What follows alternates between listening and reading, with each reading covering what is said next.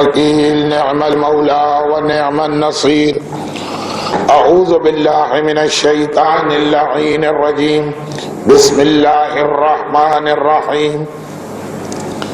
الحمد لله رب العالمين، والصلاة والسلام على سيد الأنبياء والمرسلين وإطرته الطيبين الطاهرين المعصومين، سيما على الإمام المنتظر والحجة الثاني عشر، اللهم عجل له الفرج،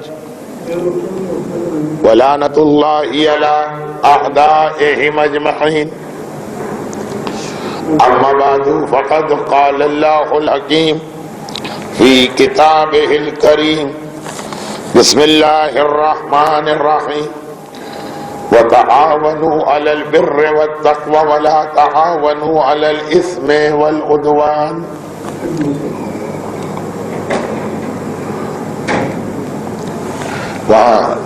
لیڈیز سے رپورٹ. الرحمن الرحیم.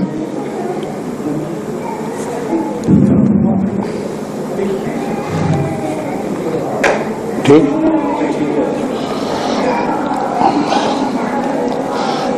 خداوند عز و جل کی حمد و ثنا کے بعد آج ہمارا چوتھا درس یا مجلس ایسے حالات میں ہو رہی ہے کہ میرے پاس سوالات کی کثرت ہے، اور جیسا کہ سوالات کا طریقہ کار ہوتا ہے کہ کوئی سوال کسی موضوع کا ہے، کوئی سوال کسی موضوع کا، انہیں ایک ترتیب دے کر بیان کرنا بھی بڑا مشکل ہے. لیکن یہ خیال کرتے ہوئے کہ آج کے بعد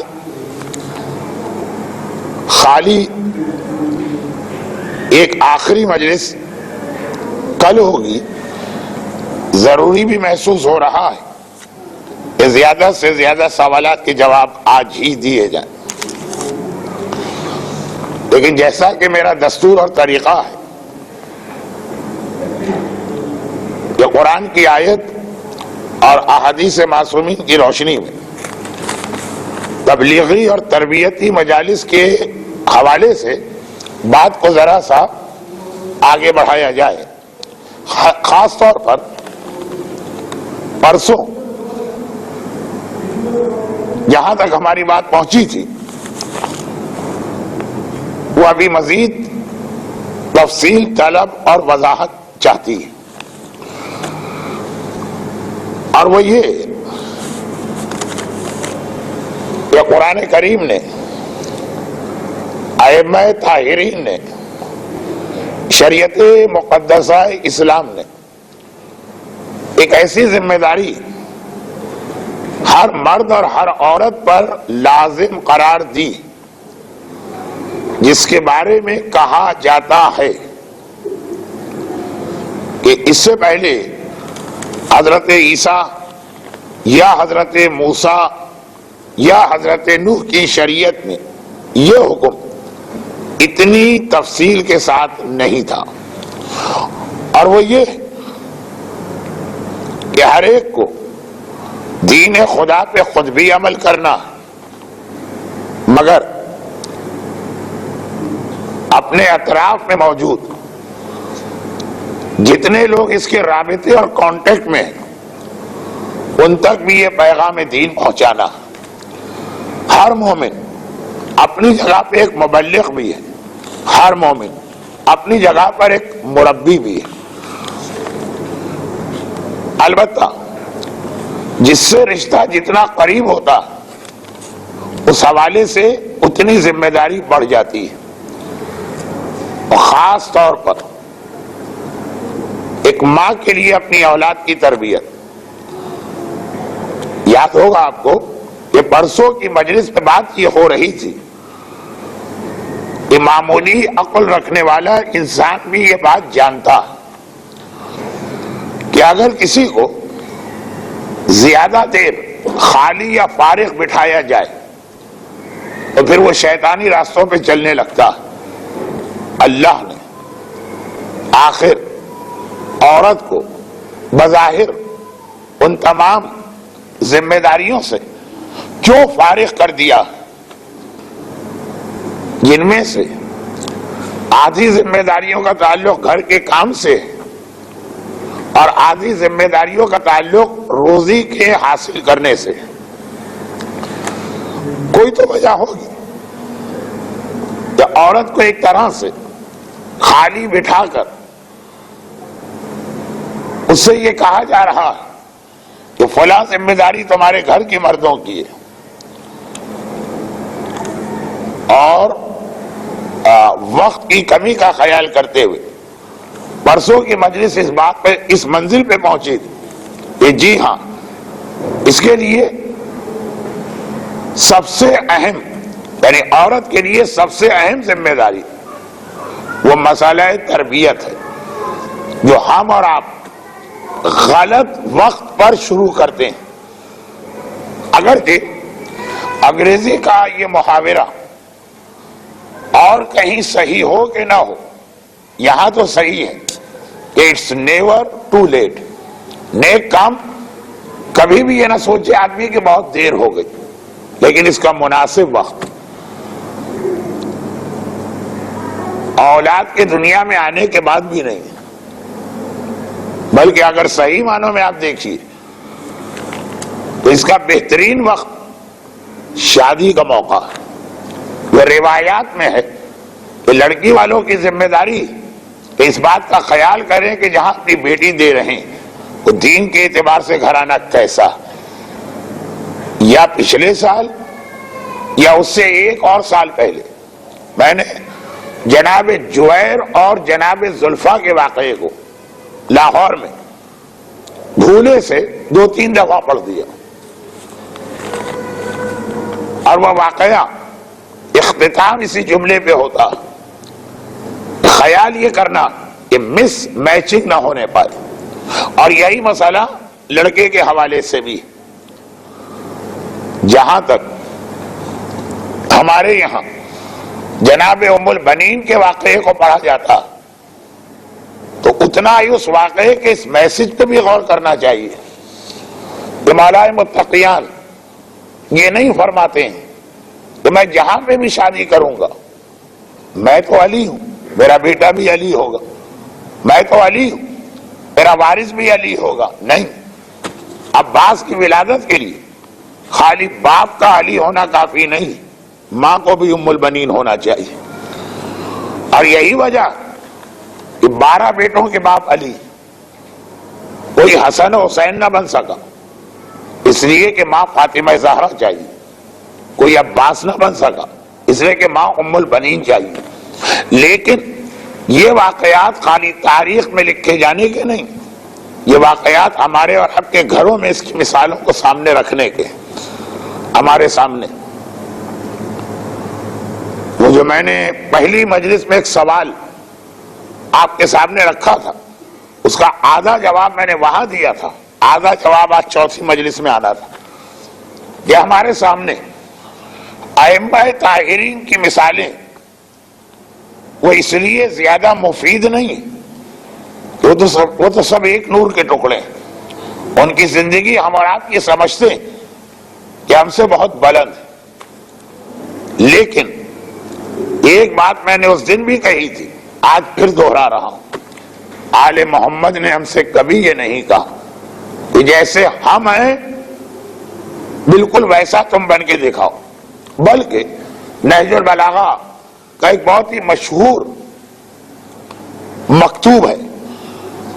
نہج البلاغہ کے پہلے حصے میں خطبے ہیں، آخری حصے میں مولا کے چھوٹے چھوٹے حکمت والے کلمے، درمیان میں مولا کے خطوط یا اسی طرح کی دوسری تحریری ڈاکومنٹس ہیں.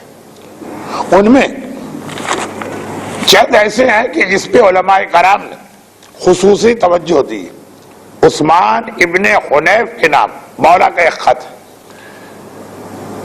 مولا کو اطلاع ملی کہ عثمان ابن حنیف جو میرا گورنر ہے بصرے، ایک ایسے دعوت ولیمہ میں شرکت کے لیے چلا گیا جہاں پہ خالی پیسے والے بلائے گئے ہیں اور غریبوں کو روکا گیا. مولا نے اس کے اوپر عثمان ابن حنیف کے نام جو ایک ڈانٹ ڈپٹ والا تہدیدی خط بھیجا. اس کے شروع میں یہ جملہ کہ دیکھو تمہارے امام نے اس دنیا میں اس طرح کی زندگی گزاری، تم ایسا نہیں کر سکتے ہو، یہ تمہارے بس سے باہر ہے، یہ تمہاری طاقت سے باہر ہے. تمہارا امام تم سے یہ کہہ بھی نہیں رہا کہ جیسی میں زندگی گزار رہا ہوں ویسے تم گزارو، مگر کم سے کم ایک جھلک تو آنی چاہیے تم میں سیرت امام کی، جسے میں تعلیمی دنیا کے حوالے سے یہ کہتا ہوں کہ اگر امام نے اللہ کے کسی حکم پر 100 میں 100 عمل کیا تو ہم سے کہتے ہیں کہ خالی پاسنگ مارک 100 میں 33 ہی لے لو. لیکن اس کے باوجود معصومین کی سیرت بعض صاحبان ایمان کو شروع سے ہی ناممکن لگتی. یہ میں نے اتنی بات جو ابھی کہی یہ تکرار نہیں. ایک سوال میرے سامنے موجود ہے، جس سوال کا جواب تقریر کے اندر آ سکتا ہے، میں اسے الگ سے بیان نہیں کروں گا. اور سوال یہ ہے کہ جو خواتین جاب کرنے لگتی ہیں وہ ایک طرح سے مردوں کی مشابہت اختیار کر لیتی ہیں. کیا خواتین کو ایک طرف محمد و آل محمد کا ذکر کر کے روزی میں برکت کے لیے دعائیں کرنا چاہیے، یعنی گھر میں بیٹھ کر وہ دعائیں کرے، یا باپردہ ہو کر جاب کر کے ضروریات زندگی پوری کرے؟ خیر یہ تو ایک ایسا سوال ہے کہ جو بہت مختصر جواب چاہتا. اس کے آخر میں اپنے سوال کو سمجھانے کے لیے ان خاتون نے یہ لکھا کہ جناب سیدہ تو نامحرم کو نہیں دیکھتی تھی، ہم اگر جاب کریں تو ہمیں تو نامحرم نظر آتے ہیں، کیا مسئلہ؟ یہ جواب آ گئے. شہزادی جیسا حجاب کرتی تھی ویسا حجاب ہم سے نہ اسلام نے مانگا ہے نہ ہم کر سکتے. مولا جیسی عبادت کرتے تھے ویسی عبادت نہ اسلام نے ہم سے مانگی ہے نہ ہمارے اختیار میں. شہزادی کا جو بھی حجاب تھا، پہلی ہی تقریر میں ایک سوال اور آیا تھا تقلید کے بارے میں، مجتہدین کے فتوے مختلف کیوں ہیں. اب میں اس عنوان پہ تو نہیں جا رہا ہوں، لیکن ایک بات میں عرض کر دوں، وہ یہ ہے کہ شریعت اسلام میں معصوم جو اپنی زبان سے کہیں وہ تو حکم خدا بالکل سیدھا سادہ، ہمیں اس پہ عمل کرنا، لیکن معصوم کا عمل، اس کی تفصیلات معلوم کیے بغیر ہم اس کی نقل یا کاپی نہیں کر سکتے. اگر شہزادی کا یہ جملہ ہوتا کہ ہماری مومنہ وہ ہے جو کسی نامحرم کو نہ دیکھے، وہ حکم خدا بنتا. اور اگر مسئلہ صرف یہ ہوتا کہ شہزادی نے کبھی نامحرم کو نہیں دیکھا تو یہ ہماری شرعی ذمہ داری نہیں بنے گی. رسول کا عمل، رسول کیا عمل کر رہے ہیں، یعنی مجتہدین اس کو کہتے ہیں کہ عمل کی زبان نہیں ہوتی، ہمیں پتہ نہیں چل پاتا کہ یہ عمل کس وجہ سے ہو رہا، لیکن جو امام اپنی زبان سے قول کہیں اس کے اندر وضاحت ہوتی ہے کہ یہ مومن کے لیے ہے، مومنہ کے لیے ہے، سب کے لیے ہے، بعض لوگوں کے لیے ہے، واجب بن کر ہے، سنت بن کر ہے. پیغمبر اسلام نے زندگی بھر نماز شب پڑھی لیکن ہم پر یہ نماز واجب نہیں ہوئی. پیغمبر کے نماز شب کو ساری زندگی ہم نے دیکھا، مگر پیغمبر کے عمل میں زبان نہیں. یہ پتہ نہیں چل پا رہا کہ وہ واجب سمجھ کے پڑھ رہے ہیں کہ مستحب کی نیت سے پڑھ رہے ہیں. شہزادی کا حجاب کتنا واجب والا ہے، کتنا سنت والا ہے، یہ عمل سے پتہ نہیں چلے گا. عمل سے تو ایک حجاب آ رہا. چوتھے امام نے کربلا کے واقعے کے بعد سے لے کے مرتے دم تک سوائے حرام تاریخوں کے سارا سال روزہ رکھا. تو اب یہ نہیں ہے کہ کوئی کہے کہ وہ تو سارا سال روزہ رکھتے تھے، تم کیوں نہیں رکھتے ہو؟ انہوں نے کہا یہ اپنی زبان سے یہ ارشاد نہیں فرمایا کہ سارا سال روزہ رکھو. تو خلاصہ یہ سوال کا کہ عورت کے لیے اسلام نے جاب کو رکھا نہیں لیکن حرام بھی نہیں کیا سوائے شادی شدہ عورت کے. شادی شدہ عورت کے لیے جاب حرام نہیں، شوہر کی اجازت کے بغیر گھر سے نکلنا حرام. لیکن اگر شوہر راضی اجازت دے رہا تو بنیادی اعتبار سے جاب کرنا یہ مردوں کی شباہت نہیں، بے پردہ گھر سے نکلنا یہ مردوں کی شباہت. اگر ایک عورت حجاب کر کے جاب پہ جا رہی مردوں کی شباہت نہیں، ایک عورت بے حجاب امام باڑے میں آ رہی یہ ہے مردوں کی شباہت. تو خیر خلاصہ یہ ہے کہ جاب عورت کے لیے جائز ہے، مردوں کے لیے واجب ہے. عورت اگر جاب نہ کرے تو گناہ گار نہیں، مرد اگر روزی نہ کمائے تو گناہ گار. مگر عورت کو اس ذمہ داری سے فارغ کیوں کیا گیا؟ اس لیے کہ اس سے ایک بہت بڑا کام لینا گھر کا نظام. اور اس گھر کے نظام کے حوالے سے یہ بات میں عرض کر دوں کہ آج کہیں اور مجلس میں بھی میں اس سے ملتی جلتی بات کہہ رہا تھا کہ ہم اور آپ بہت ساری مثالیں دیکھتے ہیں، ہمارے منہ میں پانی بھرا تھا. ہم ایسا کیوں نہیں بن سکتے؟ اس کے لیے بڑی قربانیاں دینا پڑتی ہیں، اس کے لیے بڑی تربیتیں کرنا پڑتی ہیں. امام خمینی نے بھی بٹن دبا کے انقلاب بپا نہیں کیا. ملت ایران نے پتہ نہیں کتنی نسلوں کی قربانیوں کے بعد اس منزل کو پایا کہ آج ساری دنیا ایران سے ڈر رہی. حزب اللہ نے ایک دن میں یہ کامیابی حاصل نہیں کی، پتہ نہیں کتنی نسلوں کی قربانی کے بعد لبنان کے صاحب ایمان اس منزل پہ پہنچے کہ اسرائیل کو یہ کہنا پڑا کہ جب سے میں بنا ہوں آج تک سارے مسلمانوں نے مل کے ہمیں وہ نقصان نہیں پہنچایا جو ایک اس تنظیم نے ایک جنگ میں ہمیں نقصان پہنچا دی. آج عراق میں زیارت پہ جانے والے وہاں کے ماحول کو دیکھ کر کتنا متاثر اور خوش واپس آتے ہیں. عراق اس منزل پہ ایک دن میں نہیں پہنچا، پتہ نہیں کتنے نسلوں نے صدام جیسے مظالم برداشت کیے تب یہاں پہ آئے. ہم اور آپ اگر یہ چاہیں کہ پاکستان میں ہمیں اللہ کی ویسی رحمتیں اور برکتیں مل جائیں اور قربانی کوئی نہ دینا پڑے، یہ ممکن نہیں. اب دیکھیے ہمارے سامنے انقلاب ایران کے حوالے سے ایک جملہ یہ آتا کہ آج سے 100 سال پہلے ایران کی تاریخ کے ایک بہت ہی بڑے مرجع، بلکہ ایران کیوں ساری شیعہ دنیا کے عظیم ترین مجتہدین میں سے ایک آقائے بزرگ شیرازی. شیراز ایران کا ایک ایسا مشہور شہر ہے کہ وہاں رہنے والا ہر عالم شیرازی کہلائے گا.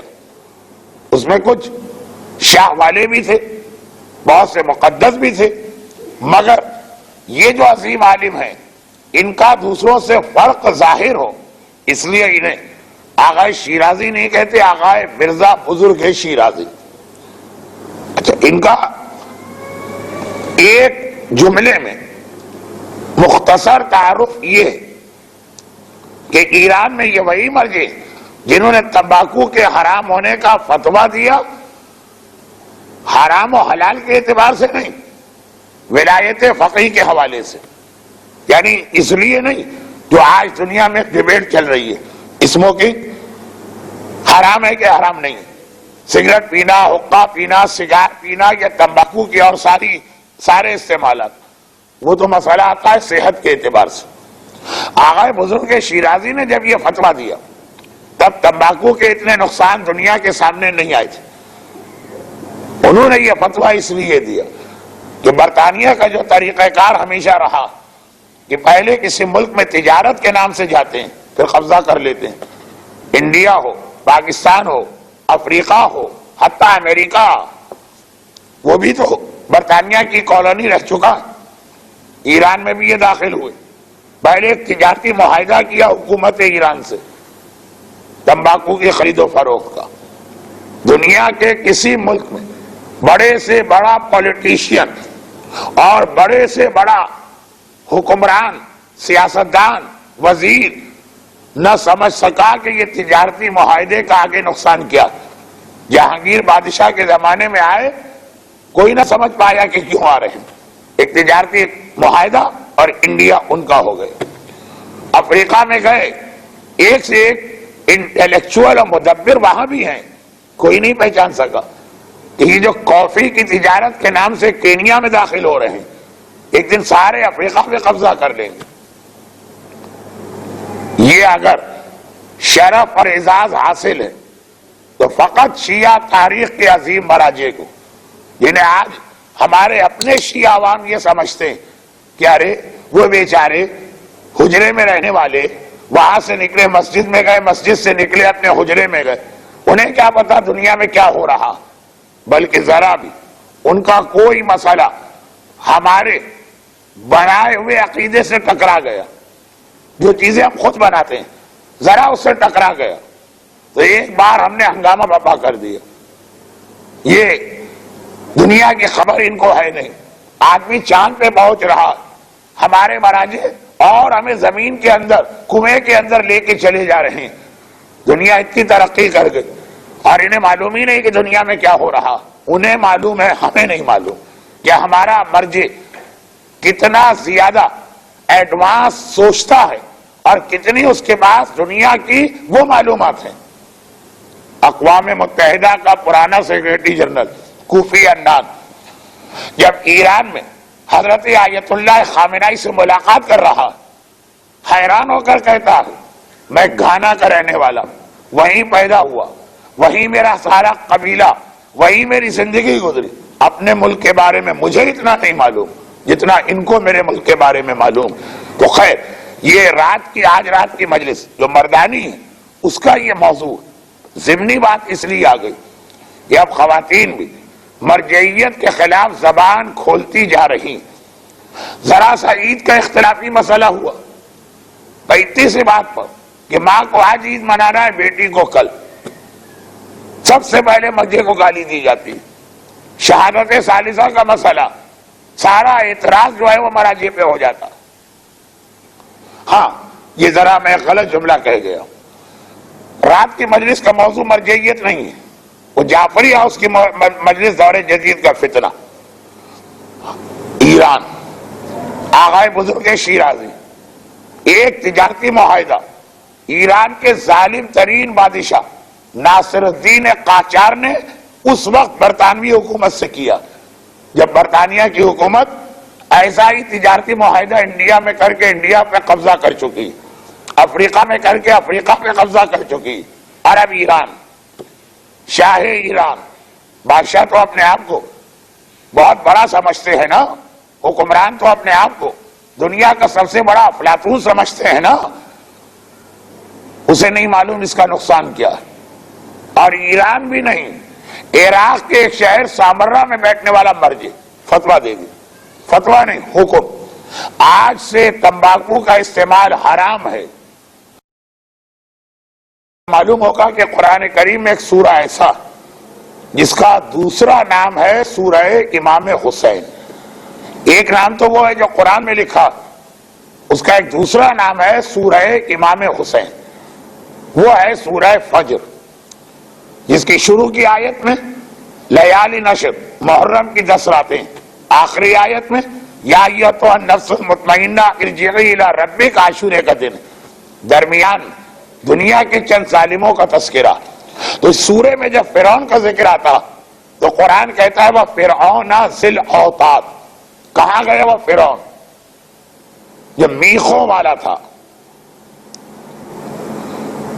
وہ عذاب اس طرح دیتا تھا, زمین پہ لوگوں کو لٹا کر ان کے ہاتھ اور پیر میں بڑی بڑی کیلیں اور میخیں ہتھوڑے سے ٹھوکتا تھا. ناصر الدین قاجار آج سے 125 سال پہلے کا حکمران, فرعون کے زمانے کا نہیں. اور معمولی بات پر لوگوں کے سر میں سوراخ کر کے ان کے مغز کو نکال کے, یہ اس کی سزا کا طریقہ تھا. بادشاہت عربی کا ایک عربی نے حدیث ہے, الملک عقیم, بادشاہت بے اولاد ہوتی. شاہی میں نہ باپ دیکھا جاتا ہے نہ بیٹا دیکھا جاتا, جس کا بس چلے وہ دوسرے کو ختم کر دے. یہ ناصر الدین قاچار، ایران کا ایک عام ماحول، حقے کا انتہا سے زیادہ عادی، اور جو لوگ چین اسموکر ٹائپ کے تمباکو پینے والے ہیں، وہ صبح جب اٹھتے ہیں تو جب تک کہ تمباکو کا ایک کش نہ لگائیں بستر سے اٹھا نہیں جاتا۔ عادت ہے، کچھ لوگوں کو بیکٹی کی عادت ہے، کچھ لوگوں کو تمباکو کی عادت ہے۔ اب یہ تو بادشاہ وقت ہے، روزانہ صبح جب اٹھتا تو بستر پہ اٹھنے سے پہلے دایاں ہاتھ بڑھاتا، اور اس کا غلام یا نوکر تازہ تازہ حقہ گرم کر کے اس کے سرانے اس طرح رکھ گیا ہوتا کہ اس کو دیکھنے کی ضرورت بھی نہیں، ہاتھ بڑھایا اور حقے کو اپنے منہ میں لیا۔ آج بھی وہ کل یا پچھلے ہفتے برطانیہ سے ایگریمنٹ کر کے آیا، سو رہا، آنکھ کھولی، ایک بار ہاتھ بڑھایا، حقہ اس کے ہاتھ میں آئے گا، لیکن نہیں، ہاتھ خالی ہوا میں گھوم کے رہ گیا۔ گھبرا کے اس نے دیکھا، شاید آج نوکر نے حقہ ذرا پیچھے ذرا آگے رکھ دیا، کچھ نہیں۔ چاروں طرف کمرے میں دیکھا، کوئی حقہ نہیں۔ غیظ و غضب کے عالم میں آواز دی اس غلام کو جو دروازے میں پہرا دے رہا، تھر تھر کانپتے ہوئے، ڈرتے ہوئے اور گھبراتے ہوئے اندر آئے۔ آپ بلا کے رہا اس کو جس کی ذمہ داری ہے حقہ گرم کرنا۔ وہ غلام بھی بلائے گئے، سب کی عجیب حالت، پورا بدن کانپ رہا، گھبرائے ہوئے آئے۔ ناصر الدین قاچار ایک ظالم حکمران، ویسے ہی بادشاہوں کو اختیار ہوتا، جسے چاہے مار دے کوئی پوچھنے والا نہیں۔ ایک بار کانپتے ہوئے آئے، کہا کہ حقہ کہاں؟ کہا کہ آج ہم حقہ گرم نہیں کر سکے۔ ارے تمہیں معلوم نہیں کہ مجھے اس کی کیسی عادت ہے؟ تم سب کو پورے خاندان سے میں تباہ کر دوں گا۔ کیوں نہیں گرم کیا حقہ؟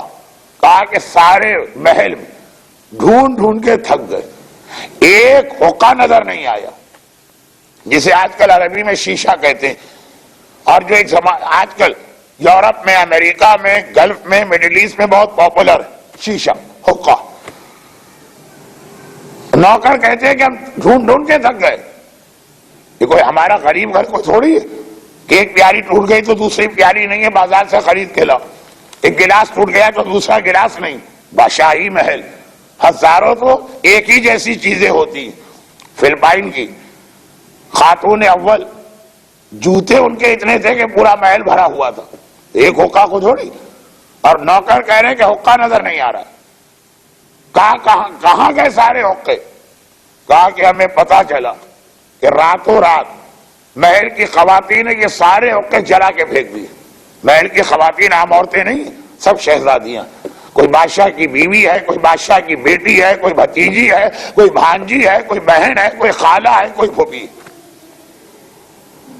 محل کی ساری عورتیں، ساری شہزادیاں کل رات پوری رات اسی کام میں لگی رہی، سارے حقے توڑ کے جلا کے محل کے باہر پھینک دیے گئے۔ جیسا کہ میں نے کہا بھی اور آپ کو معلوم بھی کہ بادشاہت کا کسی سے رشتہ نہیں ہوتا، غیظ و غضب کے عالم میں ان کو بلوایا، کہا تمہیں نہیں معلوم مجھے اس کی کتنی عادت ہے اور میں اس کے بغیر بستر سے اٹھ نہیں سکتا، تم میں اتنی ہمت کیسے ہوئی کہ میری پسندیدہ چیز کو اس طرح توڑ کے پھینک دیا؟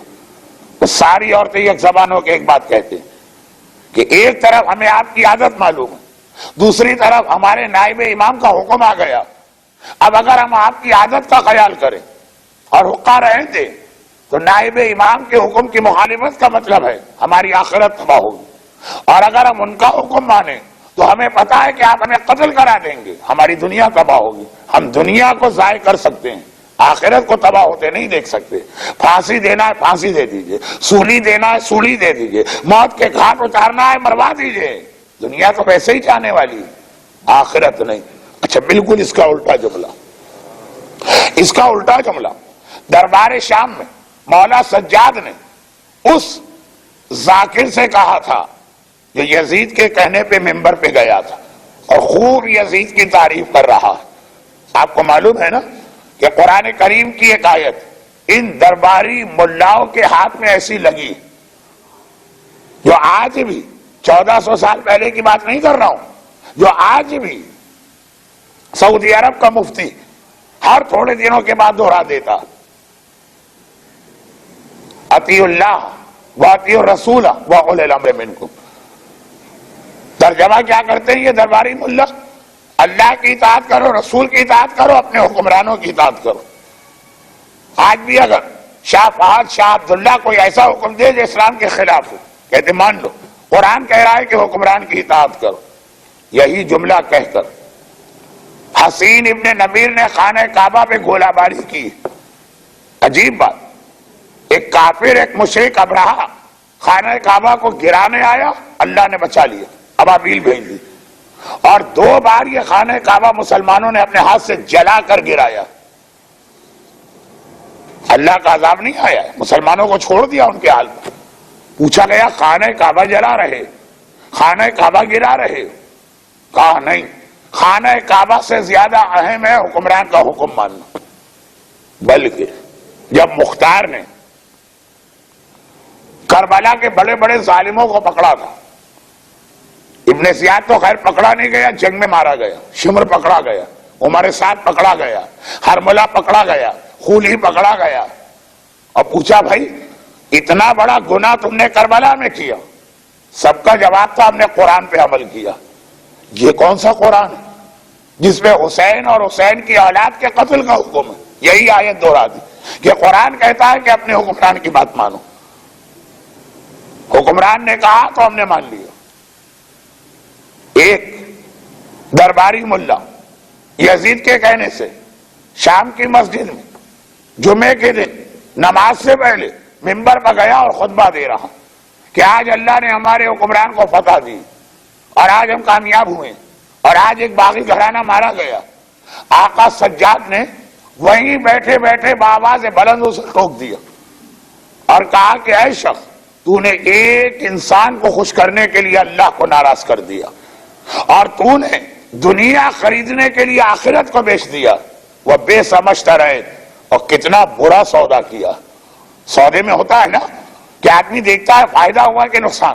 10 لاکھ کا مکان، ہم نے وہ 10 لاکھ والا مکان 15 لاکھ کا خریدا. لوگ کہیں گے بہت برا سودا کیا، گھاٹا ہی گھاٹا، اس کی ویلیو 10 لاکھ ہے، آپ نے 20 لاکھ دے دیے. جو دنیا کو خریدتا ہے اور آخرت کو بیچتا، یہ خالی یزید کے درباری ملا نہیں، یہ وہ بے حجاب عورت بھی جو دنیا خرید رہی ہے آخرت کو بیچ کر. یہ وہ گانا سننے کا شوقین نوجوان بھی جو دنیا کو خرید رہا ہے آخرت کو بیچ رہا. یہ جھوٹ اور فراڈ کے ذریعے سے کاروبار کرنے والا بزنس مین بھی جو دنیا کو خرید رہا ہے اور آخرت کو بیچ رہا. اس کے اندر وہ نماز قضا کرنے والا انسان بھی ہے جو دنیا کو بیچ رہا ہے، دنیا خرید رہا ہے، آخرت کو بیچ رہا. بے سمجھتا رہے. آقا سجاد نے کہا کتنا برا سودا تو نے کیا. مگر ایران کی شہزادیاں کہہ رہی ہیں ہم دنیا کو ضائع کر سکتے، آخرت کو ہاتھ سے نکلنے نہیں دیں گے. وہ جذبہ تھا. شاہی محل میں رہنے والیاں شہزادیاں ایک لمحے کے لیے اگر بادشاہ ناراض ہو جائے تو اتنے بڑے عہدے سے قیدی بن کے اتنا گر جائیں گی. کہا قبول، قبول، ہمیں کوئی اعتراض نہیں اگر دین کے راستے میں یہ پریشانی ہو. قرآن کریم میں سورہ تحریم کے آخر میں ایک ایسی آیت ہے جو میں نے 3 سال پہلے خواتین کی مجلسوں میں پڑھی تھی اور بہت تفصیل بتائی تھی. آج تفصیل کا وقت اور موقع نہیں. قرآن کہتا سورہ تحریم کی آخری 2 آیتیں بہت اہم ہیں اور اس لیے بھی اہم ہے کہ قرآن گواہی دے رہا کہ بعض عورتیں اپنے کردار کے اعتبار سے اتنی اچھی ہیں کہ مردوں سے کہا جا رہا ہے کہ ان کی پیروی کرو. جو ہمارے ایک تصور ہی بالکل الٹا ہے مردوں کے پاس کہ مرد تو بادشاہ ہوتا ہے، مرد تو حاکم ہوتا. ضرب اللہ للذین آمنوا، ضرب اللہ للذین آمنوا امرأۃ فرعون. اللہ تمام مومنوں کے لیے، یہ نہیں کہ عورتوں کے لیے، ہر مومن کے لیے عورتوں کے مرد 2 مثالیں پیش کر رہا. یعنی انگریزی میں کہیں گے 2 رول ماڈل پیش کر رہا. ایک فرعون کی بیوی آسیہ، یہ ایک آیت، اور اگلی آیت ہے وہ مریم ابن عمران، اور عمران کی بیٹی مریم. آج جناب مریم کا دن ہے 25 دسمبر، حضرت عیسیٰ کی ولادت. مریم کے گھرانے میں عیسیٰ آ رہے ہیں. البتہ عیسیٰ کا آنا بھی ایک بہت اہم واقعہ ہے ظہور امام کے حوالے سے، یہ بات رات میں آئی گی۔ اور پھر یاد دلا دوں، جعفری ہاؤس کی مجلس کا عنوان فتنے آج کے زمانے کی، قومی مرکز کی رات کی مجالس کا عنوان امام زمانہ، قومی مرکز کی خواتین کے مجالس کا عنوان تربیت و تبلیغ۔ تو ایک سوال میرے پاس یہ بھی آیا کہ مولانا آپ نے پرسوں یہ کہا تھا کہ سورہ جمعہ کل کہا تھا آخری دو آیتیں امام زمانہ کے حوالے سے، اس کا تو بیان آیا ہی نہیں، وہ رات کا موضوع ہے، بیان آئے گا تو رات کی مجلسوں میں آئے گا۔ یہاں پہ میں نے نہ وعدہ کیا تھا نہ یہاں ممکن ہے، مگر قرآن دنیا بھر کے مردوں کو بھی مثال دے رہا ہے دو عورتوں کی، اے مرد غیرت کرو، ان عورتوں جیسا ہی بن جاؤ۔ عمران کی بیٹی مریم نے کتنا بڑا امتحان دیا، اور فرعون کی بیوی آسیہ نے۔ اچھا، آج کل انگریزی الفاظ کے ذریعے ذرا سی بات آسانی سے سمجھ میں آ جاتی، اس لیے کبھی کبھار یہ الفاظ بولتا ہوں۔ کسی پر ظلم کرنے کے دو طریقے، ایک ہے فزیکل ٹارچر اور ایک ہے مینٹل ٹارچر۔ جناب مریم مینٹل ٹارچر سے گزر رہی، جناب آسیہ فزیکل ٹارچر سے گزر رہی۔ ایک ہے جسمانی تشدد، کوڑے، تلوار، تھپڑ، جسمانی حملہ، اور ایک ہے نہیں، جسم کو ہاتھ بھی نہیں لگایا مگر اتنی ذہنی اذیت دی، گالیاں دینا، غیبت کرنا، توہین کرنا، برا بھلا کہنا، یہ بھی ایک تیر سے کم نہیں ہے۔ جناب مریم کو یہ امتحان دینا پڑا، ساری قوم جناب مریم کی توہین کر رہی ہے کہ گناہ کر کے آئیں۔ آسیہ کو پہلا امتحان دینا پڑا، ان کا اپنا شوہر ہاتھ پیروں میں میخیں گاڑ کر ان کے بدن کے 4 ٹکڑے کر رہا۔ کربلا میں دونوں امتحان جمع ہوئے تھے۔ شہدائے کربلا نے جسمانی تشدد کو برداشت کیا، کربلا کی قیدی خواتین نے مینٹل ٹارچر۔ کائنات کی سب سے محترم خواتین قیدی بنا کے اس طرح لے جائی گئی کہ جہاں سے گزرتی ہیں لوگ تماشا دیکھتے ہیں، تالیاں پیٹتے ہیں، مذاق اڑاتے ہیں۔ خیر، کربلا میں یہ دونوں باتیں جمع ہو گئی، لیکن عرض یہ کر رہا ہوں کہ جناب آسیہ کی مثال جو قرآن نے دی، انہوں نے کیا کیا؟ یہی تو کیا نا کہ آخرت کو بچانے کے لیے دنیا کو قربان کر دی۔ فرعون کی بیوی، دنیا کی ہر نعمت ان کے پاس، قربان کر دی، نہیں چاہیے دنیا کی نعمت اگر اللہ ناراض ہو رہا۔ یہ تصور عورت کے ذہن میں زیادہ ہونا چاہیے، کیونکہ جو ماں سوچتی ہے وہ اولاد میں آتا ہے۔ اتنا تو آپ کو معلوم ہے، آپ میں سے کئی ایسی خواتین ہوں گی جو شادی شدہ، آپ کو معلوم ہوگا جو ماں کھاتی ہے اس کے اثرات اولاد میں آتے ہیں، جو ماں پیتی ہے اس کے اثرات اولاد میں آتے ہیں۔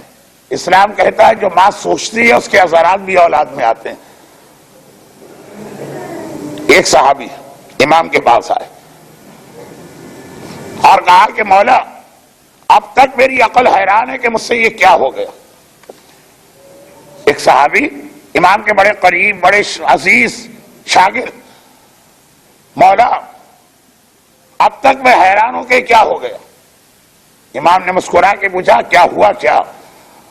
کہا کہ مولا جو آپ کے مقابلے پہ امام بنا کے بٹھائے گئے چھٹے امام کے زمانے میں، اس زمانے کے بادشاہ منصور نے ایک جعلی ملا کو امام کا لقب دے کر کہ یہ ہے امام، چھٹے امام کے مقابل بٹھایا، یعنی لوگوں سے کہا کہ جو اس سے جا کے مسئلہ پوچھے گا 1 دینار اس کو انعام ملے گا۔ دینار کوئی چھوٹی رقم نہیں، میں درہم نہیں کہہ رہا ہوں، دینار۔ درہم چاندی سے بنتا تھا، دینار سونے سے بنتا تھا۔ ایک مسئلہ پوچھو، 1 دینار انعام لے کے آ جاؤ۔ لیکن مقصد یہ تھا کہ امام کو لوگ چھوڑ دیں، اس کے پاس جائیں۔ یہ صحابی کہتے مولا میں خود حیران ہوں، کل پتہ نہیں مجھے کیا ہوا، میں اس کے پاس مسئلہ پوچھنے گھر سے نکل کھڑا ہوں، 400 قدم اپنے گھر سے دور گیا ہوں گا کہ اچانک مجھے ہوش آ گیا یہ دشمن امام، یہ مخالف امام، نعوذ باللہ یہ امام کی توہین اور ڈیگریڈ کرنے کے لیے بٹھایا گیا، میں اس کی طرف جا رہا ہوں۔ وہی گھبرا کے میں واپس تو آ گئے، سارا دن اور ساری رات سوچتا رہا مجھے ہو کیا گیا تھا، 400 قدم بھی میں کیسے چلا۔ امام نے ایسا جملہ ارشاد فرمایا جس میں بہت سارے آپ کو فقہی اعتراضات بھی ہو سکتے ہیں دین کو کم سمجھنے کی وجہ سے۔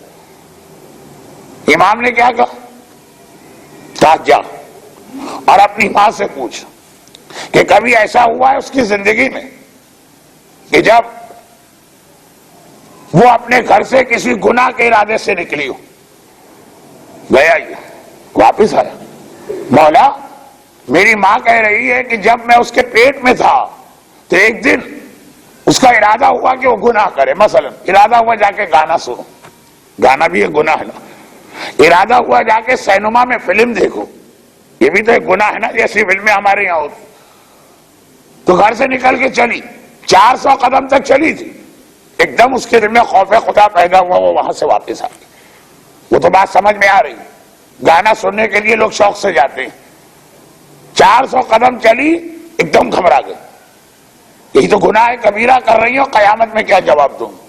امام نے کہا تیری ماں اس وقت 400 قدم حرام کام کے لیے جا رہی تھی جب تو اس کے پیٹ میں تھا، یہ اس کا اثر کہ آج تو خود حیران ہے کہ تیرے پاس دور دور تک گناہ کا تصور بھی نہیں ہے، پھر کیسے 400 قدم چل گیا؟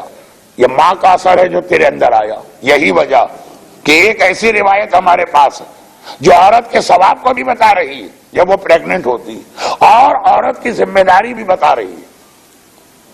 حدیث یہ ہے کہ جو ایک رات میدان جہاد میں جاگ کے گزارے، جو ایک رات کے لیے جہاد کے میدان میں جائے، صحیح جہاد، حقیقی جہاد،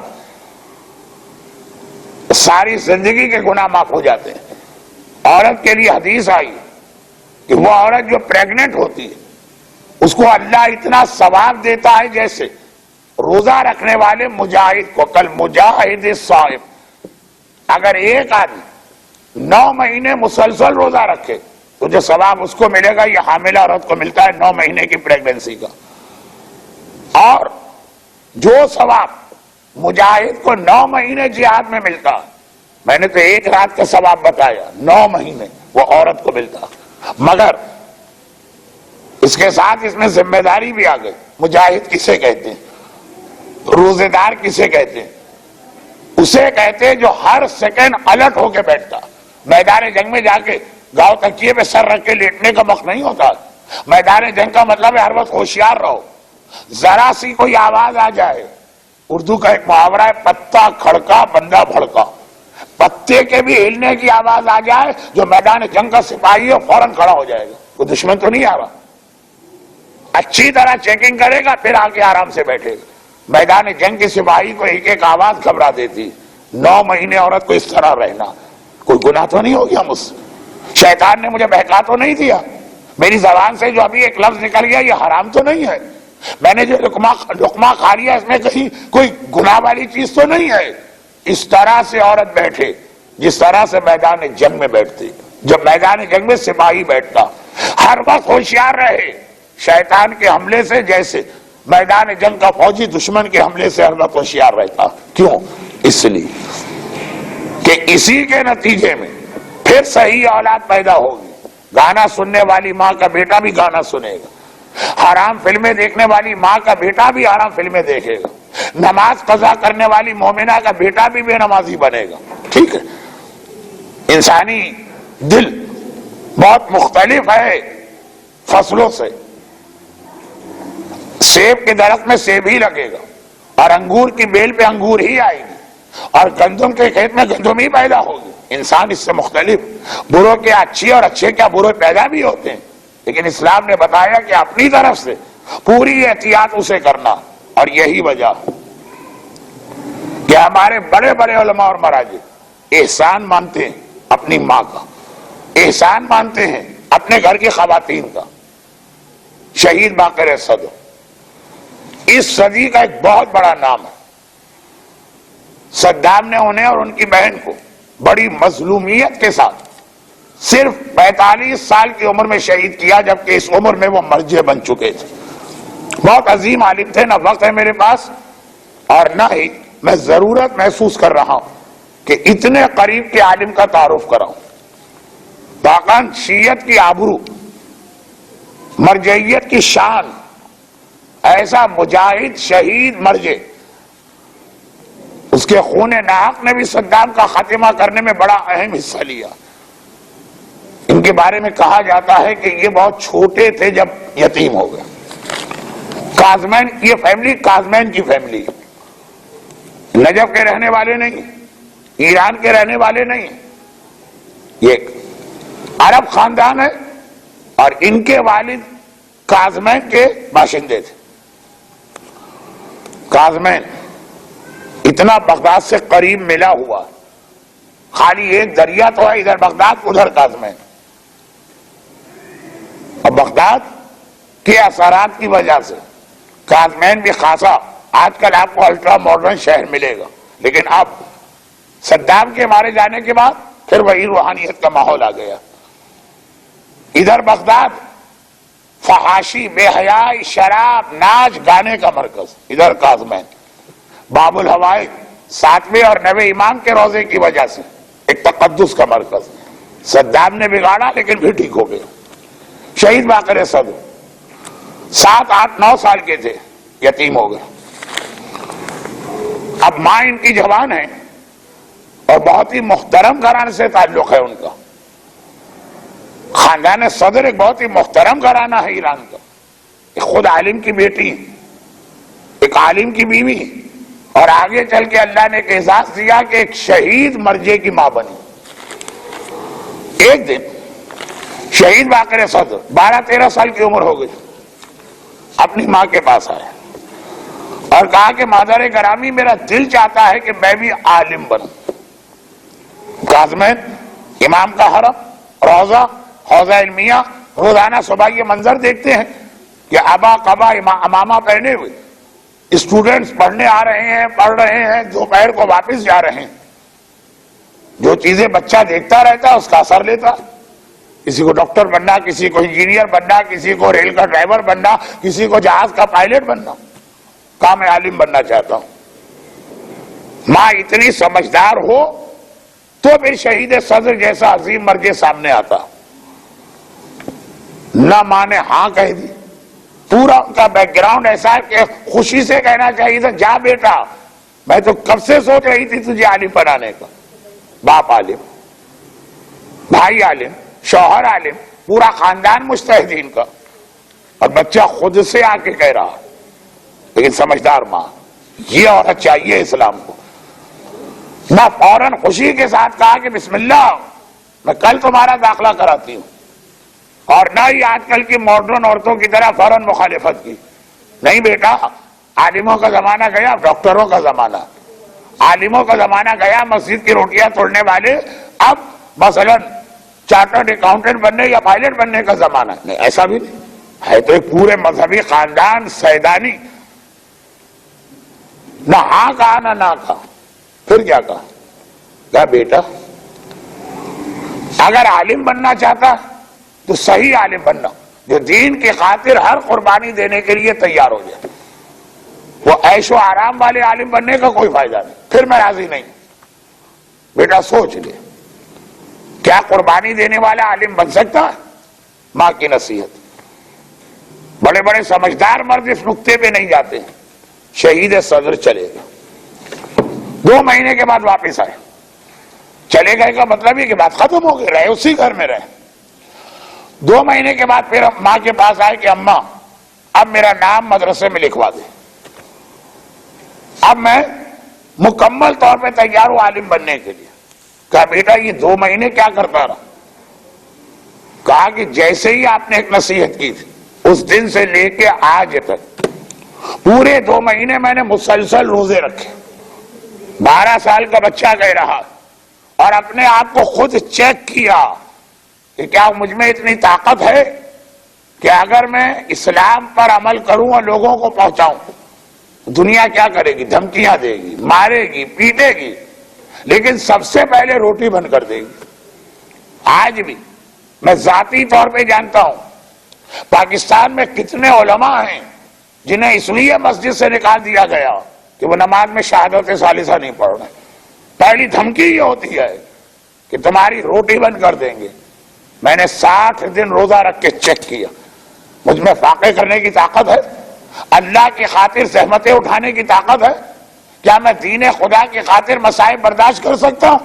خود بھی اپنے آپ پہ یقین نہیں تھا. آج 60 دن کے روزوں کے بعد اب مجھے یقین ہو گیا, اس لیے میں آیا ہوں کہ آپ میرا نام اب لکھوا دیجیے. ایسا مشورہ ماں کا تھا تو اس کا بیٹا اتنا عظیم عالم بنا کہ تاریخ تشیع میں شہید صدر جیسے انگلیوں پہ گنے جانے والے عالم ہوں گے. اور یقیناً ماں تو ایک ہی ہے نا. جب ماں بیٹے کے لیے یہ تھی تو بیٹی بھی سیدہ آمنہ بنت الہدیٰ جیسی شہیدہ ہمارے سامنے آئی. یہ صدام کی اتنی طاقتور حکومت سے کس انداز سے ٹکرا گئی. مگر ایک بات میں اور کہہ دوں, عام طور پر جب ذمہ داریوں کے حوالے سے بات ہوتی ہے تو خالی عورت کے اس رول کو بتایا جاتا ہے ماں نہیں. آپ کو یاد ہوگا میں نے کہا کہ یہ گھر کی ساری خواتین کی ذمہ داری مشترکہ طور پہ بنتی ہے. چنانچہ ہماری موجودہ تاریخ کے ایک بہت ہی اہم مرجع انتقال ہو گیا مرحوم آیت اللہ خوئی, جن کے فخر کے لیے یہی بات کافی ہے کہ صدام جیسا ظالم زندگی میں کسی کے سامنے جھکا تو انہی کے سامنے جھکا. آج جتنے مراجع دنیا میں سب ان کے شاگرد. 50 سال نجف کے حوزہ علمیہ میں رہ کر ایک ایسی علماء کی نسل تیار کر دی کہ ایران کا انقلاب ہو, عراق کا انقلاب ہو, لبنان کا انقلاب ہو, سب میں ان کے شاگرد آپ کو صف اول پہ نظر آئیں گے. آیت اللہ خوئی, خاص آیت اللہ سیستانی کے استاد, یعنی میں الٹا کہہ رہا ہوں, آیت اللہ سیستانی فخر سمجھتے ہیں ان کا تعارف کرایا جائے کہ یہ آیت اللہ خوئی کے شاگردوں میں سے ایک ہے. خیر, ان کا واقعہ, اتنے بڑے مجتہد تھے وہ, تاریخ شیعہ میں علم کے اعتبار سے اور شاگردوں کو تیار کرنے کے اعتبار سے ان کی مثالیں بہت کم ہیں. عراق ایران جنگ اپنے عروج پر ہے. صدام پھنس گیا, یہ سمجھ کے اس نے جنگ شروع کی تھی کہ ایران کمزور ہے. شاہ ایران کے آخری زمانے میں ایران کی فوج تتر بتر ہو چکی ہے, سارا نظام درہم برہم ہے. امام خمینی حجرے میں بیٹھنے والا ایک بوڑھا آدمی, وہ کیا چلا پائے گا ایران کو؟ بہترین موقع ہے, حملہ کرو, قبضہ کر دو. اور پھر جو صدام نے دیکھا کہ اس مجاہد کبیر امام خمینی نے کس طرح سے خالی صدام نہیں, صدام کے پیچھے پوری دنیا تھی, کیسا مقابلہ کیا, اب پھنس گیا. ایک ہی شخصیت اسے عالم اسلام میں نظر آئی کہ امام خمینی سے اگر کوئی سینئر ہے تو آغا خوئی, یہ اگر بیچ میں پڑ جائیں اور یہ کہہ دے کہ جنگ بند ہونا ہے تو مجھے ایک بہت بڑا مورل سپورٹ مل جائے گا. چنانچہ اس نے نجف کے گورنر سے کہا, اب یہ واقعہ ہے جب آغا خوئی کی عمر تقریباً 85 سال تھی. نجف کے گورنر سے کہا کہ نجف جاؤ, ان سے ملو اور ایک جملہ کوئی ایسا ان سے حاصل کر لو لکھا ہوا جو ہمارے حق میں کام آ جائے. وہ گیا, ملاقات کی, دعا سلام پروٹوکول, اور اس کے بعد یہ بات شروع کی کہ بھئی آپ اس وقت پوری دنیا تشیع میں سب سے زیادہ سینئر عالم ہیں, یہ جنگ ہو رہی ہے, اتنے بے گناہ دونوں طرف سے مارے جا رہے ہیں, آپ آگے بڑھ کے اس کے بند کرانے میں حصہ لیجیے. آغا خوئی نے فرمایا کہ جب تم نے جنگ شروع کی تھی تو کیا ہم سے پوچھا تھا جو اب آ رہے؟ اب انداز بدلا گورنر نجف کا, صدام جیسے ظالم کا نمائندہ ابن زیاد کس بے حیائی کے ساتھ سید الساجدین جیسے امام معصوم سے بات کر رہا. یہ ابن زیاد کے فالوور اسی انداز سے آغا خوئی سے کہتا ہے کہ آپ کو نہیں معلوم, آپ کے نہ کہنے کے نتائج کیا نکل سکتے. آپ نجف کے اندر ہیں اور نجف پورا ہمارے کنٹرول میں, پورا عراق ہمارے کنٹرول میں. جو لوگ آغا خوئی کے ساتھ 40 سال 45 سال رہے.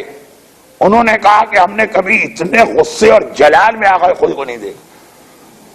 جلال اور غصے کی وجہ سے ایسا لگا کہ چہرے کی کھال سے کہیں خون نہ ٹپکنے لگے. اور کہا مجھے دھمکی دیتے ہو؟ جب سے میں نے ہوش سنبھالا ہے اللہ سے میں نے 3 ہی دعائیں مانگی تھی. 85 سال کی عمر کا مقصد ہے کہ دعائیں مانگتے ہوئے 75 سال ہو گئے. 75 سال سے میں اللہ سے 3 دعائیں مانگ رہا ہوں. الحمدللہ اللہ نے 2 دعائیں قبول کی. اب تو مجھے تیسری کا انتظار. اور پہلی دعا یہ تھی کہ اے خدا میں تیرے دین کی خدمت کرنا چاہتا ہوں, مجھے اتنا علم عطا کر دے کہ میں مجتہد بن کے تیرے دین کی خدمت کروں. جس طرح ہر بچے کے بس میں نہیں ہے ڈاکٹر بننا, شوق ہر ایک کو ہوگا. ہر بچے کے بس میں نہیں ہے چارٹرڈ اکاؤنٹنٹ بننا, سی اے کرنے کا شوق بہت سو کو ہوگا. ہر بچے کے بس میں نہیں ہے پائلٹ بننا, جہاز اڑانے کا شوق بہت سو کو ہوگا.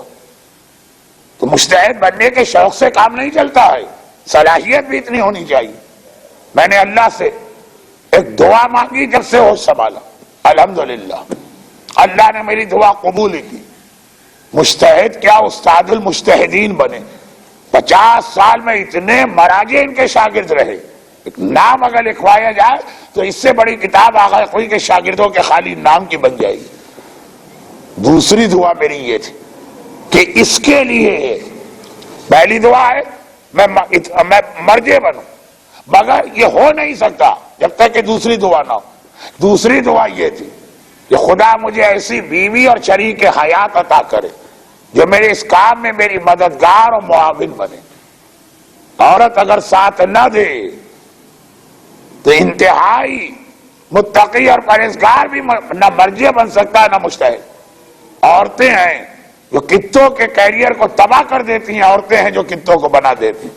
الحمدللہ اللہ نے مجھے وہ شریک حیات عطا کی جس نے میرے اس کام میں مکمل طور پہ میرا ساتھ دیا, اور آج میں اس منزل پہ پہنچا اپنی بیوی کی وجہ سے. اور تیسری دعا یہ ہے کہ اللہ مجھے شہادت کی موت دے. اور 75 سال سے انتظار کر رہا ہوں کہ اب یہ تیسری دعا کب پوری ہوتی. مجھے آگے ڈرا رہے ہو جو خود مرنے اور شہید ہونے کے لیے تیار. اب اس واقعے میں جو اصل جملہ مجھے کہنا تھا, اتنا عظیم مرجع. مائیں اولاد کی تربیت کرتی ہے یہ بات تو بہت ہم سنتے ہیں, مگر بیوی کس طرح سے شوہر کو پہلے اجتہاد اور پھر مرجعیت کی منزل پہ پہنچا رہی ہے. عورتوں کا یہ رول. شوہر اگر غلط ہے تو ناصر الدین قاجار والا واقعہ, مجتہد کے حکم پہ اپنی جان خطرے میں ڈالی, شوہر کا غلط مطالبہ نہیں مانا. یا تو ذرا ذرا سی بات پہ عورتیں آتی, مولانا ہمارا دل چاہتا ہے حجاب کرنے کا, شوہر نہیں مان رہا. مولانا ہمارا تو بہت دل چاہتا ہے کہ ہم اس گیدرنگ میں نہ جائیں, شوہر زبردستی لے جاتا. مولانا ہمارا تو دل چاہتا ہے گانے نہ سنے, لیکن کیا کریں, وہ آتا ہے دکان سے اور آتے ہی گھر میں گانے کھول کے بیٹھ جاتا ہے. وہ بھی ایک مومنہ جو اتنے ظالم کے گھر میں ہے, مرنے کو تیار, اپنا عہدہ چھوڑنے کو تیار, آخرت میں کمپرومائز نہیں. اور اگر شوہر ٹھیک ہو تو پھر بھی اپنے ایک آن سے شوہر کو مرجع وقت بنا دیتی. ایک ماں اپنے آن سے بیٹے کو شہید باقر صدر بنا دیتی ہے. لیکن یہ اس وقت جب عورت کے پاس خود بھی دین کی کچھ معلومات ہو. اگر اس کو یہی پتا نہ چلے کہ کس وقت میری کیا ذمہ داری, تو کیا خدمت کرے گی اور کیا کمک کرے گی اپنی اولاد, اپنے شوہر, اپنے بھائی اور اپنے باپ کی مثلا. چنانچہ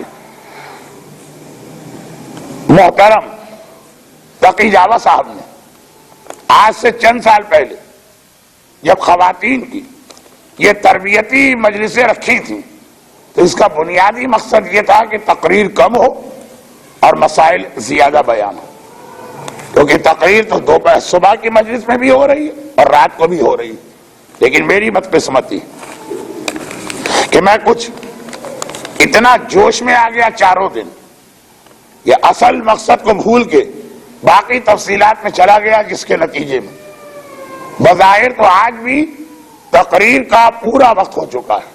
60 کیا مجھے 65 منٹ لگ رہے ہیں, لیکن 2 ہی دن کی بات ہے، کل آخری تقریر ہے، دونوں دن چھٹی کے، نہ آپ کو بچوں کی ٹینشن ہوگی، نہ اسکول اور کالج کا مسئلہ ہوگا، نہ شوہر کے گھر آنے اور اس کے بعد دکان سے تھکے ہوئے آنے کی بات ہوگی۔ تو 10-10 منٹ آپ زیادہ بیٹھ جائیے، میں آپ کو یہ بتاؤں کہ آپ سے زیادہ میں یہ قربانی دے رہا ہوں، صبح سے مجلسیں پڑھ رہا ہوں، صبح سے تھکا ہوا ہوں، صبح سے گلے پہ زور، لیکن صرف آپ کے فائدے کے لیے میں 10 منٹ اور لے رہا ہوں، جبکہ آج صبح میں نے اعلان کیا تھا کہ آج سیٹرڈے کے دن میں ساری مجلسیں 15 منٹ کم پڑھوں گا۔ اللہ کو دعوے کوئی پسند نہیں، چنانچہ آج صبح سے میری ہر مجلس گھنٹے سے زیادہ جا رہی ہے۔ بہرحال اللہ اپنی مصلحت جانے میں چند سوالات کے جلدی جلدی جواب دے رہا ہوں۔ سوال یہ ہے کہ چائنا میں جانے والے کو معلوم ہے کہ حلال چیزیں وہاں موجود ہیں، پران، شرم، ویجیٹیبل ڈشز، لیکن یہ نہیں پتا کہ یہ پکانے والا کون۔ ہوٹل میں گئے، ہوٹل والے نے کہا کہ ہاں ہمارے پاس ویجیٹیبل ہے، ہاں ہمارے پاس پران ہے، جھینگا ہے، حلال۔ یہ نہیں معلوم کہ پکایا چائنیز نے کہ مسلمان نے۔ جب یہ نہیں معلوم تو آپ نے سوال کا جواب خود ہی دے دیا۔ پکانے والی نجاست طہارت جو ہوتی ہے نا، اس میں جو چیز نہیں معلوم اس کو ہمیشہ حلال سمجھیں۔ ایک مسئلہ اس کے بعد کا سن لیجئے، بلکہ اگر یہ بھی معلوم ہے کہ پکانے والا چائنیز ہے اور نان مسلم چائنیز، لیکن یہ نہیں پتا کہ اس کا گیلا ہاتھ ان چیزوں کو لگا ہے کہ نہیں لگا ہے، نہیں معلوم، تب بھی اسے حلال اور پاک سمجھ کے کھایا جا سکتا ہے۔ آپ نے جو پوچھا مسئلہ میں نے اس کے بعد کا بھی بتا دیا۔ پتا کک، شیف، باورچی، وہ بدھسٹ چائنیز ہے یا ایتھسٹ چائنیز، وہ یہودی عیسائی کی بات نہیں، پھر بھی کھا سکتے جب تک کہ یہ پتا نہ ہو کہ اس نے اپنے گیلے ہاتھ کو لگا کر ان چیزوں کو پکایا۔ اور اس کے اندر اسلام کہتا ہے بہت زیادہ انکوائری کی ضرورت نہیں۔ ہمارے ہاں جن چیزوں میں زیادہ تحقیق کی ضرورت ہے اس میں لوگ تحقیق نہیں کرتے، اور جس میں کسی تحقیق کی ضرورت نہیں ہے اس کے پیچھے لوگ پڑ جاتے ہیں۔ یہ مسئلہ بہت ہی سہولت اور آرام والا۔ نجاست کھانا گناہ کبیرہ ہے، مگر نجاست پتہ کیسے چلے، یہ اتنا آسان مسئلہ کہ یہاں تک اسلام نے کہہ دیا، یہاں تک کہہ دیا کہ باورچی تمہارے سامنے پکانے جا رہا، تمہیں ڈر لگ رہا کہ کہیں ایسا نہ ہو کہ میں دیکھ لوں تو پتا چلے گیلے ہاتھ سے پکا رہا، آپ منہ پھیر کے کھڑے ہو۔ ہر جگہ نہیں چلے گا منہ پھیرنا، نجاست طہارت میں دیکھیں گے نہیں اس نے کس طرح پکایا، اس کے باوجود جو کہ نہیں دیکھا وہ آپ کے لیے حلال ہے۔ مسئلوں کو سمجھنا ذرا مشکل ہو رہا ہوگا، لیکن یہ مانے ہوئے مسئلے جو تمام مراجع نے ایک ساتھ اسی طرح کہیں۔ ایک سوال یہ ہے کہ لنڈا بازار سے ہم نے پرانے کپڑے خریدے لیکن ہیں نئے جیسے، تو کیا ان کو پاک کرنا ضروری ہے؟ آگے انہوں نے لکھا ہے کہ یہ میں نے اس لیے پوچھا کہ بعض کپڑے بڑے بھاری بھرکم ہوتے ہیں، چھوڑ دیجئے بھاری بھرکم، جو کپڑے بہت ہی ہلکے ہیں ان کا مسئلہ سن لیجیے کہ یہاں بھی وہی مسئلہ کہ چونکہ آپ نے اپنی آنکھ سے نہیں دیکھا کہ ان پرانے کپڑوں کو کسی غیر اہل کتاب، بھئی یہودی عیسائی تو ویسے ہی پاک ہے، آپ نے نہیں دیکھا کہ کسی کافر نے ان کپڑوں میں اپنے بدن کی کوئی رطوبت لگائی، آنکھ سے نہیں دیکھا، ہو سکتا ہے اندازہ ہو کہ بھائی کپڑے پہنے ہوں گے تو پسینہ بھی شاید نکلا ہو، تو ان کپڑوں میں بھی شاید لگا ہو، ساری چیزیں شاید ہے نا، جہاں شاید چلے گا نجاست طہارت میں وہ پاک ہے۔ مختصر جواب، لنڈے بازار سے خریدے ہوئے پرانے کپڑے جو استعمال شدہ بھی ہیں، ایسا لگ رہا ہے کہ اسے دھویا بھی نہیں گیا، اگر آپ نے اپنی آنکھ سے اس میں کوئی نجاست لگتے نہیں دیکھی تو اس کو پاک مانا جائے گا۔ یہ آغا سیستانی کا بھی فتویٰ ہے اور آغا خامنائی کا بھی۔ یہ ذرا سا ایک لمبا جواب ہو جائے گا. اور لیکن خاص یہ کل کی تقریر کے بارے میں غیبت غیبت غیبت حرام غیبت گناہ. سوال یہ کہ اگر ہم کسی کے منہ پر اس کی اصلاح کی نیت سے اس کی برائی کریں لیکن اسے برا لگ جائے, ہمارا مقصد اس کی برائی کرنا نہیں, اس کی اصلاح کرنا, تو کیا یہ بھی غیبت ہے؟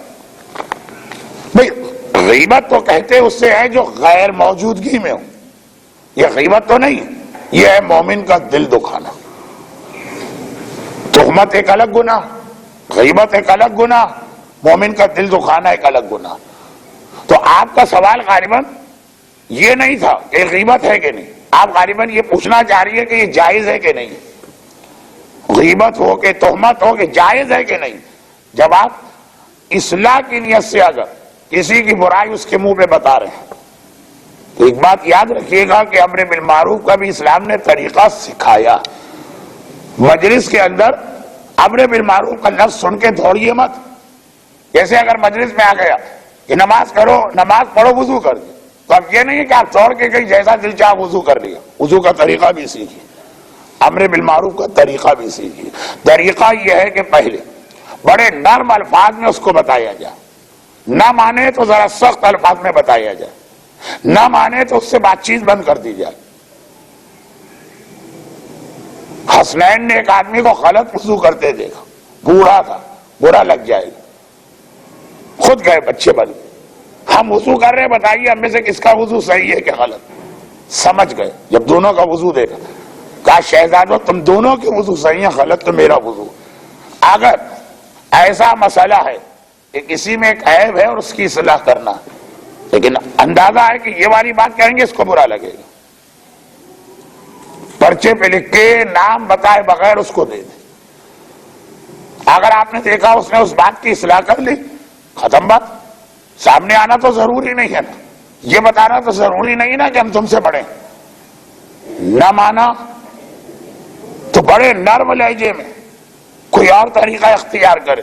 اسے آپ کھینچ کے لے آئیں ایسی مجلس میں, اور مجلس پڑھنے والے سے کہا کہ یہ والی جو خرابی ہے اس کا کچھ بیان ہو جائے. آپ نے کہا بھی نہیں, انڈائریکٹ پتا چل گیا کہ یہ جو گناہ کر رہا ہے کتنا خراب, پھر بھی نہ مانے, تب پھر ہے کہ منہ در منہ سے بات کہیے. پھر برا مان جائے تو کوئی حرج نہیں ہے. اصلاح کے لیے کسی کے برا یا اچھا ماننے کا خیال نہیں کیا جائے. سوال یہ ہے کہ امریکہ کی بہبود آبادی کی پالیسی مسلمانوں کو کم کرنے کی اسے واضح کرے, غلط. ایسا بھی نہیں.